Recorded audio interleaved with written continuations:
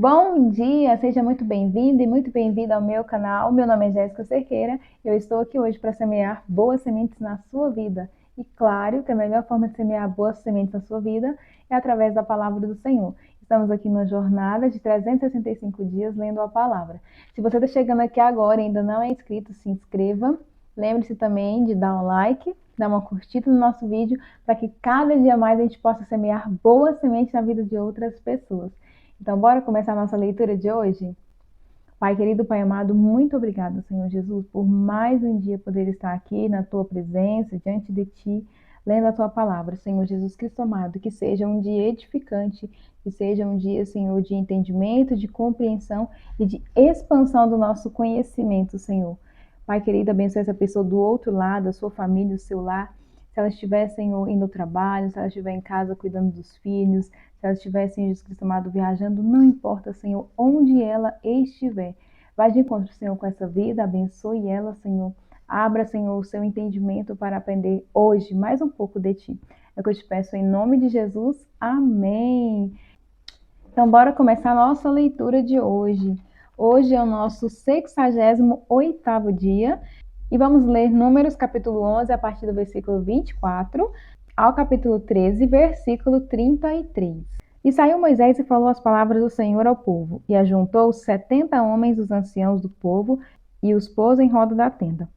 Então o Senhor desceu na nuvem e lhe falou, e tirando do espírito que estava sobre ele, o pôs sobre aqueles 70 anciãos. E aconteceu que quando o espírito repousou sobre eles, profetizaram, mas depois nunca mais. Porém no arraial ficaram 2 homens, o nome de um era Eudade e o nome do outro Medade. E repousou sobre eles o espírito, porquanto estavam entre os inscritos, ainda que não saíram à tenda. E profetizaram no arraial. Então correu um moço e o anunciou a Moisés e disse: Eudade e Medade profetizaram no arraial. E Josué, filho de Num, servidor de Moisés, um dos seus jovens escolhidos, respondeu e disse: Senhor meu, Moisés, proíbe-lhe. Porém Moisés disse: Tens tu ciúmes por mim? Tomara que todo o povo do Senhor fosse profeta, que o Senhor lhes desse o seu espírito. Depois Moisés se recolheu ao arraial, ele e os anciãos de Israel. Então soprou um vento do Senhor e trouxe codornizes do mar e as espalhou pelo arraial, quase caminho de um dia de uma banda e quase caminho de um dia da outra banda, a roda do arraial e quase 2 côvados sobre a terra. Então o povo se levantou todo aquele dia, toda aquela noite e todo o dia seguinte e colheram as codornizes. O que menos tinha, colhera 10 homeres e as estenderam para si ao redor do arraial. Quando a carne estava entre os seus dentes, antes que fosse mastigada, se acendeu a ira do Senhor contra o povo, e feriu o Senhor o povo com uma praga muito grande, pelo que o nome daquele lugar se chamou Quibrote Ataava, porquanto ali enterraram o povo que teve o desejo. De Quibrote Ataava caminhou o povo para Azerote e parou em Azerote. A sedição de Miriam e Arão. Capítulo 12. E falaram Miriam e Arão contra Moisés por causa da mulher cuxita que tomara, porquanto tinha tomado a mulher cuxita. E disseram: Porventura falou o Senhor somente por Moisés? Não falou também por nós? E o Senhor o ouviu. E era o varão Moisés muito manso, mais do que todos os homens que havia sobre a terra. E logo o Senhor disse a Moisés, e a Arão e a Miriam: Vós 3, sai à tenda da congregação. E saíram eles 3. Então o Senhor desceu na coluna de nuvem e pôs a porta da tenda. Depois chamou a Arão e a Miriam, e eles saíram ambos, e disse: Ouve agora as minhas palavras. Se entre vós houver profeta, eu, o Senhor, em visão a ele me farei conhecer, ou em sonhos falarei com ele. Não é assim com o meu servo Moisés, que é fiel em toda a minha casa. Boca a boca falo com ele, e de vista, e não por figuras, pois ele vê a semelhança do Senhor. Por que, pois, não tivestes temor de falar contra o meu servo, contra Moisés? Assim, a ira do Senhor contra ele se acendeu, e foi-se, e a nuvem se desviou de sobre a tenda. E eis que Miriam era leprosa como a neve, e olhou Arão para Miriam, e eis que era leprosa. Pelo que Arão disse a Moisés: Ah, Senhor meu, ora, não ponha sobre nós este pecado, que fizemos loucamente, e com que havemos pecado. Ora, não seja ela como um morto, que saindo do ventre de sua mãe, tem a metade da carne já consumida. Clamou, pois, Moisés ao Senhor, dizendo: Ó Deus, rogo-te que a cures. E disse o Senhor a Moisés: Se seu pai cuspira em seu rosto, não seria envergonhada 7 dias? Esteja fechada 7 dias fora do arraial, e depois a recolham. Assim, Miriam esteve fechada fora do arraial 7 dias, e o povo não partiu, até que recolheram a Miriam. Porém, depois o povo partiu de Azerote, e assentaram o arraial no deserto de Parã. Olha só aqui, gente, nós vemos aqui que Miriam ficou leprosa por 7 dias, né? E Arão não ficou porque clamou o Senhor. E o Senhor diz da seguinte forma, ele fala assim, tem profeta aí que eu possa falar através da boca deles? Porque com Moisés eu falo boca a boca, face a face diante dele, né? Ou seja, eu falo com Moisés e Moisés transmite para vocês, entendeu? E vocês têm a coragem, a audácia de falar do meu servo, de falar contra o meu servo. E isso foi só porque Moisés tomou para si uma mulher cuxita, que até então não sei, mas pelo visto não era de Israel, né? E eles acharam isso errado e foram falar disso. E o Senhor se irou contra eles. Sorte a deles que eles não morreram, né? Ai, Deus. Então é por isso que a gente não deve falar das pessoas, né? 12 homens são enviados para espiar a terra de Canaã. Capítulo 13. E falou o Senhor a Moisés, dizendo: Envia homens que espiem a terra de Canaã, que eu hei de dar aos filhos de Israel. De cada tribo de seus pais enviarei um homem, sendo cada qual maioral entre eles. E enviou-os Moisés do deserto de Parã, segundo o dito do Senhor. Todos aqueles homens eram cabeça dos filhos de Israel. E estes são os seus nomes: da tribo de Ruben, Samua, filho de Zacur; da tribo de Simeão, Safate, filho de Ori; da tribo de Judá, Calebe, filho de Jefoné; da tribo de Issacar, Gigeal, filho de José; da tribo de Efraim, Oséias, filho de Nun; da tribo de Benjamim, Paute, filho de Rafo; da tribo de Zebulon, Gadiel, filho de Sode; da tribo de José, pela tribo de Manassés, Gade, filho de Suzi; da tribo de Dan, Amiel, filho de Gemali; da tribo de Azer, Setur, filho de Micael; e da tribo de Naphtali, Nabe, filho de Vofsi; e da tribo de Gade, Jeuel, filho de Maque. E estes são os nomes dos homens que Moisés enviou a espiar aquela terra. E a Oséias, filho de Num, Moisés chamou Josué.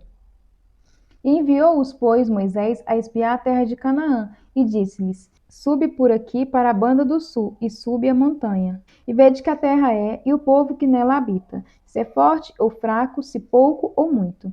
E qual é a terra em que habita, se é boa ou má.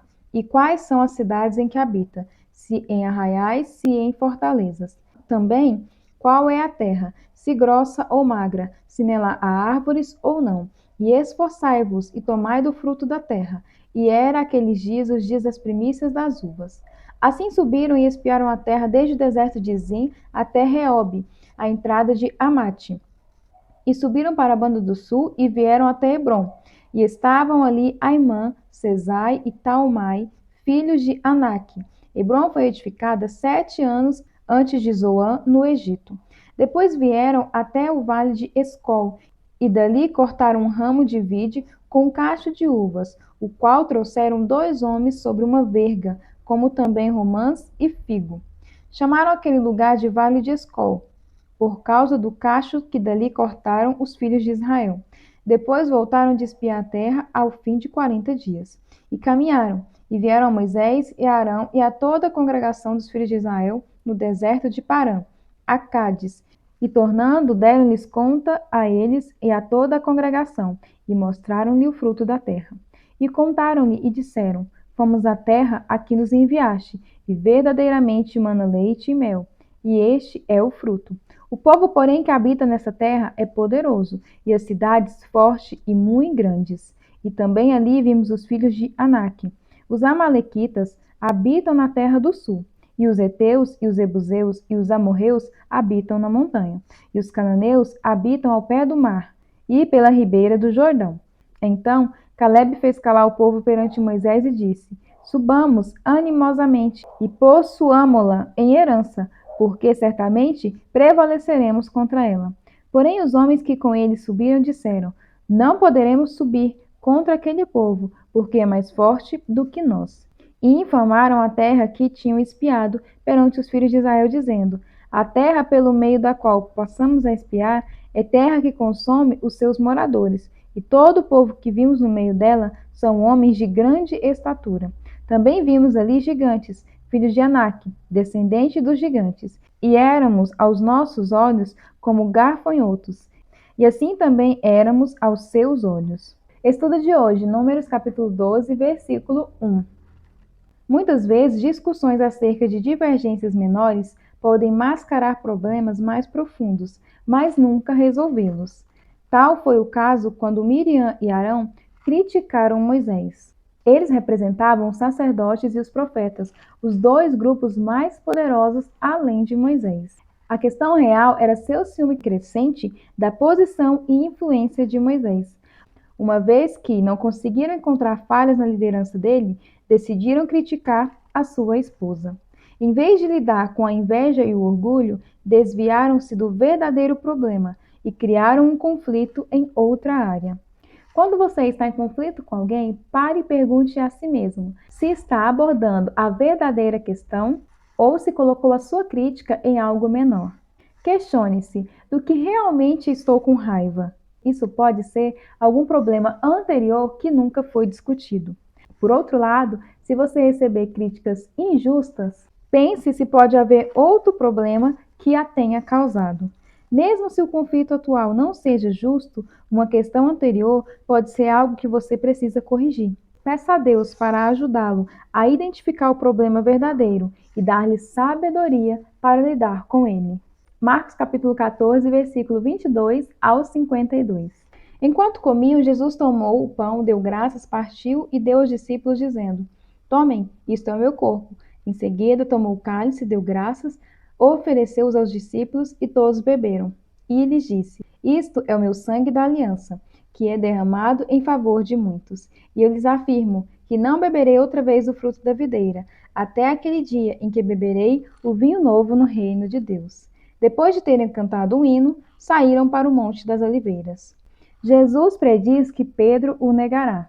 E disse-lhe Jesus: Vocês todos me abandonarão, pois está escrito: Ferirei o pastor e as ovelhas serão dispersas. Mas depois de ressuscitar, irei adiante de vocês para a Galileia. E Pedro declarou: Ainda que todos te abandonem, eu jamais te abandonarei. E respondeu Jesus: Asseguro-lhe que ainda hoje, esta noite, antes que 2 vezes cante o galo, 3 vezes me negará.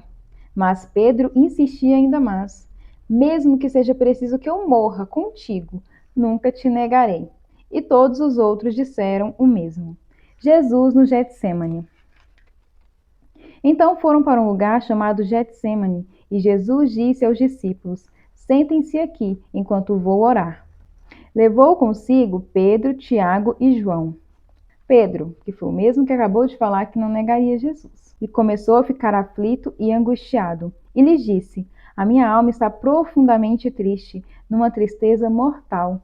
Fiquem aqui e vigiem. E indo um pouco mais adiante, prostrou-se e orava para que, se possível, fosse afastado dele aquela hora. E dizia: Abba, Pai, tudo te é possível. Afasta de mim este cálice. Contudo, não seja o que eu quero, mas sim o que tu queres. Abba aqui é uma palavra que significa também pai, e ela é um termo usado no aramaico. Então voltou aos discípulos e os encontrou dormindo. Simão, disse ele a Pedro: Você está dormindo? Não pôde vigiar nem por 1 hora? Vigiem e orem, para que não caiam em tentação. O espírito está pronto, mas a carne é fraca. Mais uma vez ele se afastou e orou repetindo as mesmas palavras. E quando voltou, de novo os encontrou dormindo, porque os seus olhos estavam pesados, e eles não sabiam o que lhe dizer. E voltando pela terceira vez, ele lhes disse: Vocês ainda dormem e descansam? Basta! Chegou a hora. Eis que o Filho do Homem está sendo entregue nas mãos dos pecadores. Levantem-se e vamos. Aí vem aquele que me trai. Jesus é preso. Enquanto ele ainda falava, apareceu Judas, um dos 12. Com ele estava a multidão armada de espadas e varas, enviadas pelos chefes dos sacerdotes, mestres da lei e líderes religiosos. O traidor havia combinado um sinal com eles. Aquele em quem eu saudar com um beijo é ele. Prendam-no e levem-no em segurança. Dirigindo-se imediatamente a Jesus, Judas disse: Mestre! E o beijou. E os homens agarraram Jesus e o prenderam. Então um dos que estavam por perto puxou a espada e feriu o servo do sumo sacerdote, decepando-lhe a orelha. E disse Jesus: Estou eu chefiando alguma rebelião para que vocês venham me prender com espadas e varas? Todos os dias eu estive com vocês ensinando no templo, e vocês não me prenderam, mas as escrituras precisam ser cumpridas. Então todos os abandonaram e fugiram.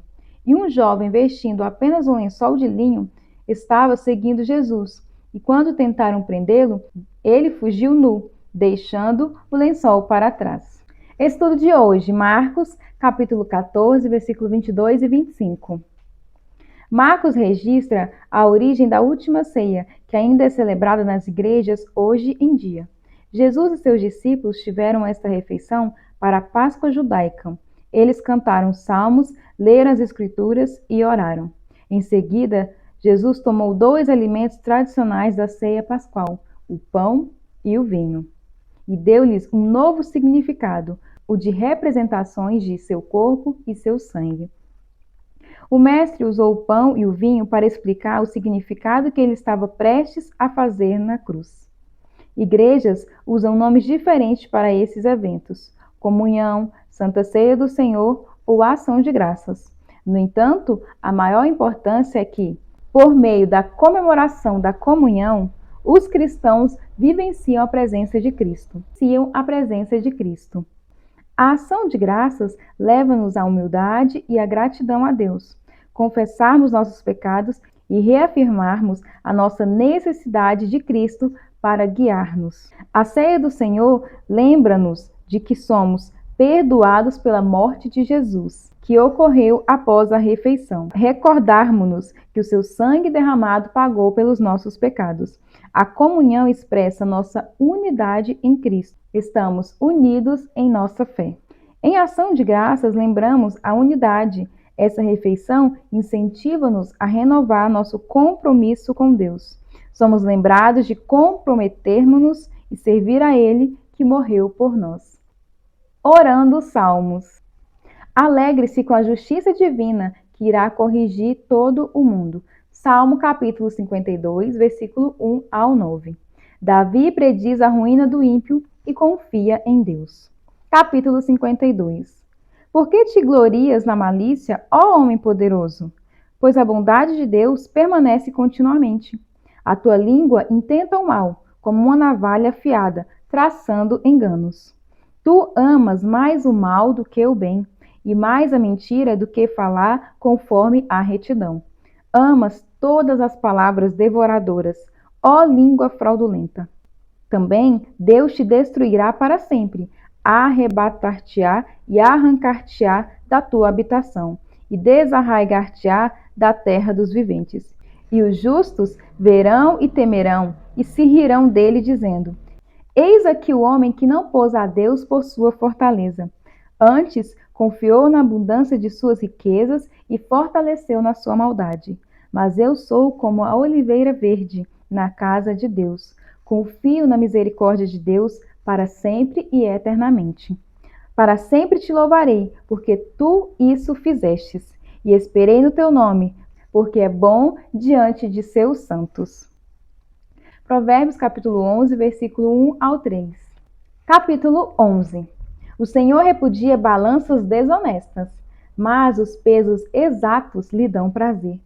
Quando vem o orgulho, chega a desgraça, mas a sabedoria está com os humildes.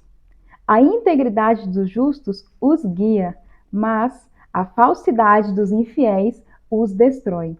E essa foi mais uma leitura do dia de hoje. Espero você aqui amanhã, porque amanhã completamos aqui 70 dias dentro da palavra do Senhor. Que o Senhor abençoe grandemente a sua vida. E um abraço. Tchau!